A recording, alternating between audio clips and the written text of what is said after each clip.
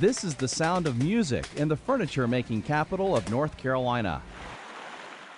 Welcome to Burke County, America's heartland of fine furniture manufacturing. For the last few years, these sounds have been few and far between. Offshore manufacturing sadly took jobs away from a dedicated workforce that for decades produced quality craftsmanship. But now, we're bringing it back to Burke. The reason we're here today and the reason I think we're all talking the way we are about this great country, the great region, down to the great county that we're living in. And Chris has found a way not to just use it as a marketing tool, but a communication network. Well, there's a lot in that. You know, our slogan or our mantra is make it here, make it happen. Charlie and Chris Rice are helping bring it back to Burke. The brothers are two of the partners who own Kellex Corporation, makers of contemporary furniture. The client for today's assembly, an upscale Las Vegas hotel. You know, I was residing in Atlanta when Charlie had mentioned the opportunity for us to move our manufacturing, and where would we select to put that, you know, put our basically the hands of our company in. You know, it's our customers' hands. Who would we feel the most comfortable both in quality, skill set, dedication, commitment, and Burke County was where we looked. New England-based Adden Furniture moved here too. They researched the area and decided that Burke County was a place for them. The resurgence brings a smile to Scott Darnell as president of Burke Development Incorporated.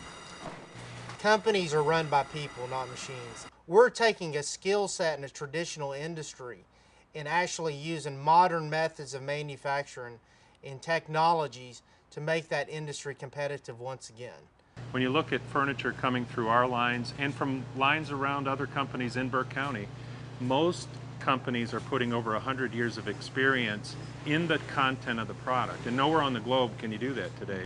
Burke County offers a superb workforce and a rich supply chain. Currently in a 4-county region, we have over 15,000 people still employed in the furniture industry. Because of that, the supply chain is here. 2 miles from where we're sitting today is one of the largest fabric producers for the commercial and residential fabric lines. So having that supply chain is a competitive advantage outside of the skilled labor force. This is one of our sofas, the Amelia sofa. Atlanta-based designer Dixon Bartlett can't think of a better place for furniture designers to transform ideas into reality. And I know this plant really well, and I know the kind of quality that the artisans in this area are capable of putting out, and so that's why we're really excited about being here in Burke County. What about offshore competition?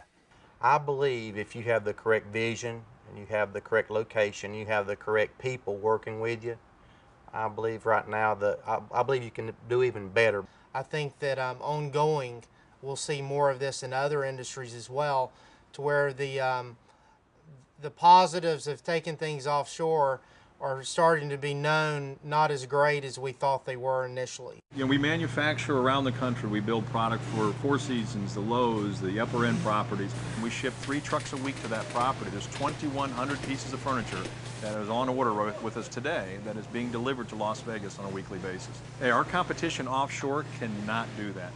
Dozens of fine furniture companies like Drexel Heritage, Henredon, E.J. Victor, Art Van, Shenandoah, Kellex, and Adden call Burke County home.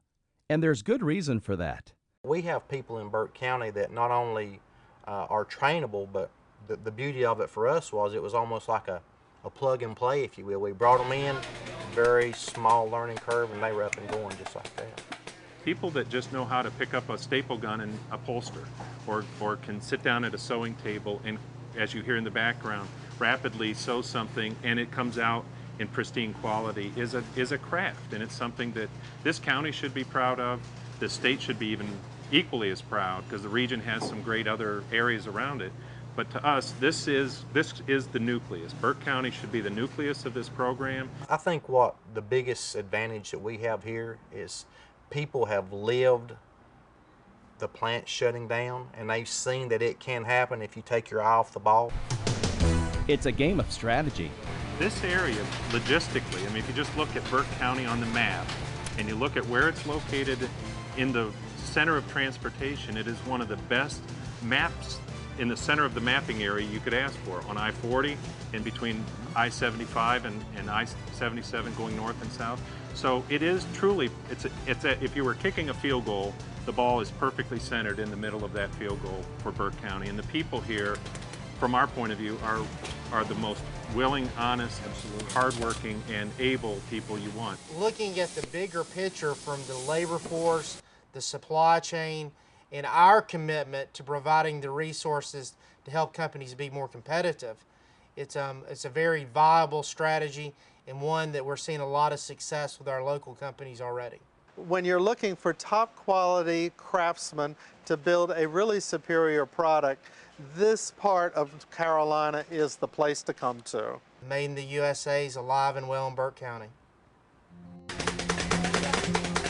If you like the sounds of progress, make the move to Burke.